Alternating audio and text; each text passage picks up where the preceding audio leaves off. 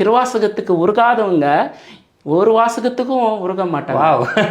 திருவாசகத்திற்கு உருகார் ஒரு வாசகம் சொல்லுங்க, ஒரு வாசகமா இருந்தாலும் திருவாசகமா இருக்கணும் வேற சொல்லுவாங்கல்ல. அதுலயே பாருங்களா நீங்க. சோ நீங்க கேட்டு அது மாதிரி உருகி பாட்டு கேட்டிருக்கீங்க? அது கேட்பேன். அது ஒரு மன அமைதியை கொடுக்கும்.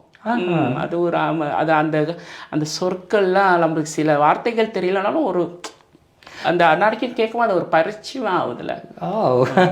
ஸோ இது மாதிரி எங்களுக்கே இப்போ வந்து செய்யுள்லாம் படிக்க தெரியாது. இப்போ யார்கிட்டயாவது போய் கேட்டோம்னா அதை எழுத்து கூட்டி தான் படிப்போம். அந்த செய்யுளை வந்து கரெக்டாக படிக்க தெரியாது. உங்களுக்கு இது ரொம்ப கஷ்டமா இல்லையா?